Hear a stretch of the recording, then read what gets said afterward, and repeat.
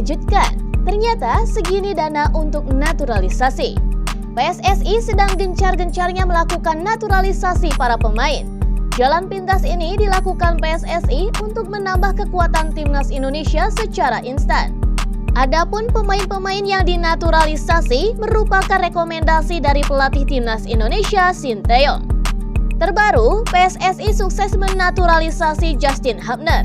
Kemudian dalam waktu dekat juga akan diambil sumpahnya Jai Idzes, Nathan Joaon, dan Ragnar Oratmangun. Gencarnya proses naturalisasi ini menimbulkan pro dan kontra di kalangan pecinta sepak bola nasional. Negatifnya, naturalisasi dinilai menutup kesempatan bagi pemain lokal untuk memperkuat skuad Garuda. Kemudian juga muncul isu anggaran besar yang harus dikeluarkan saat menaturalisasi para pemain timnas Indonesia tersebut. Ex-anggota Exco PSSI Hassani Abdul Ghani tak menampik jika isu soal anggaran ini memang banyak dipertanyakan, bahkan dinilai sebagai langkah pemborosan. Apalagi pada 2020 lalu saat PSSI ingin menaturalisasi pemain asal Brazil, disebutkan bahwa ada anggaran miliaran rupiah yang harus dikeluarkan federasi untuk menaturalisasi 5 pemain Brazil. Ia pun mengungkapkan, sebagai sosok yang berjasa besar mengurus proses naturalisasi Jordi Amat, Shane Patinama hingga Sandy Walsh, dia mengetahui persis anggaran tersebut. Ia pun menegaskan bahwa tidak ada anggaran yang mencapai miliaran rupiah untuk menaturalisasi para pemain. Bahkan para pemain ini tidak dibayar untuk bermain di timnas Indonesia, karena setiap pemain yang dipanggil timnas Indonesia bersifat wajib sehingga klub harus melepasnya.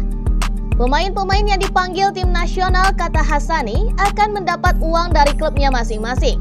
Menurutnya, pemain yang dipanggil timnas justru bisa naik nilai kontraknya atau mendapat bonus dari klubnya.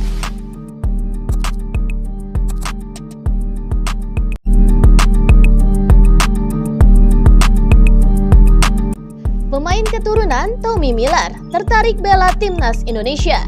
Tertarik bela timnas Indonesia pemain keturunan Tommy Miller mengucapkan kalimat dengan bahasa Jawa. Gelandang serang yang berkarir di kasta tertinggi Liga Selandia Baru bersama West Coast Rangers FC itu menyebut "Kulo nuwun Indonesia". Ungkapan Tommy Miller itu diketahui dalam kolom komentar unggahan akun Instagram fanbase timnas Indonesia, football.indonesia. Akun ini awalnya menjelaskan seputar tentang pria 20 tahun tersebut dan men-tag akun sang pemain @TommyMiller10.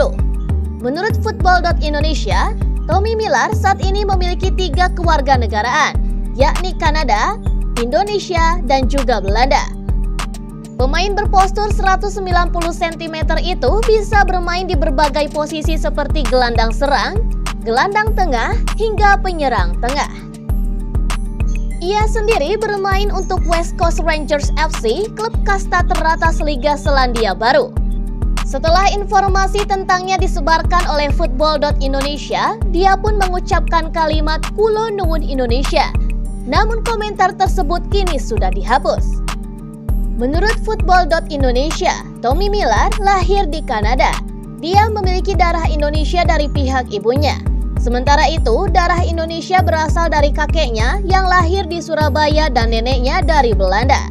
Saya dari Kanada tetapi bermain untuk West Coast Rangers FC di Liga Utara atau Liga Nasional Selandia Baru. Saya bermain sebagai gelandang serang, gelandang tengah, dan juga sebagai striker, kata Tommy Miller mengutip dari football.indonesia.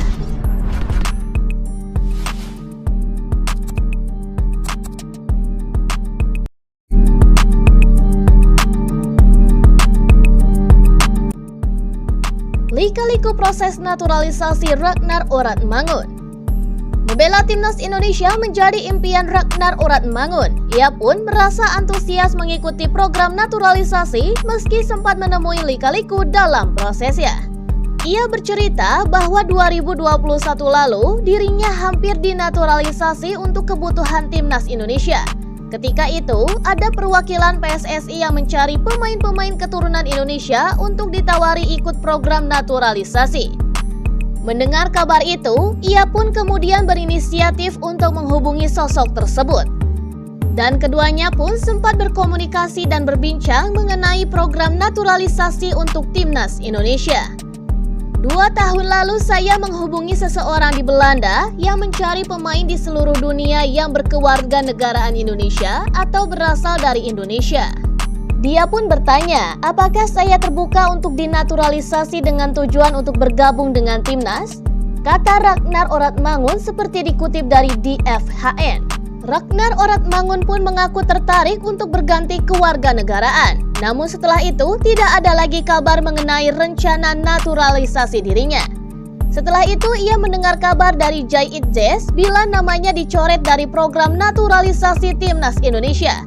Kemudian ia pun berinisiatif untuk menghubungi lagi perwakilan PSSI itu hingga akhirnya proses naturalisasinya pun dilanjutkan. Saya mendengar dari Jai, nama saya sudah dicoret.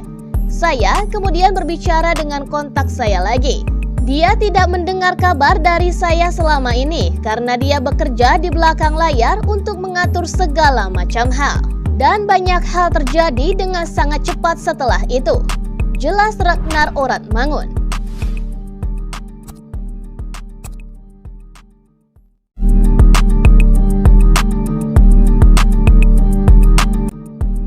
Asnawi Mangku Alam jadi sorotan AFC.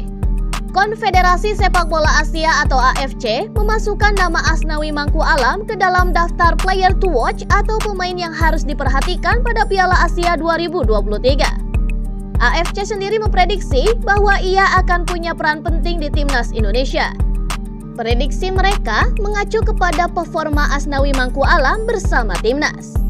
Pada usia 24 tahun, ia sudah dipercaya menggunakan ban kapten dan langganan bermain di skuad inti asuhan pelatih Sinteyong. Ulet dan memiliki fisik yang kuat dengan hasrat untuk menyerang. Bek kanan Timnas Indonesia, Asnawi Mangku Alam, adalah seorang kapten yang menjadi teladan dalam upaya untuk membawa Timnas maju. Tulis AFC. Asnawi Mangku Alam juga disebut sebagai pemain yang punya tekad kuat. Sang pemain sudah konsisten sejak muda dan menjadi pilihan inti sejak membela PSM Makassar hingga hijrah ke Korea Selatan bersama Angsan Greeners FC dan Jeonnam Dragons. Kepiawaiannya dalam bermain sepak bola tentu diturunkan langsung oleh sang ayah Bahar Muharam. Selain itu, ia juga berasal dari keluarga sepak bola di mana memiliki paman hingga sepupu yang menjadi seorang pemain. Ayahnya, Bahar Muharam adalah mantan pemain yang saat ini bekerja sebagai pelatih di PSM. Sementara paman Asnawi, Ansar Razak, pernah bermain untuk klub tersebut sebelum meninggal dunia dalam sebuah kecelakaan lalu lintas pada tahun 1998. Jelas AFC. AFC juga menyebut bahwa Asnawi Mangku Alam sudah menjadi kapten Timnas Indonesia sejak Piala AFF 2021.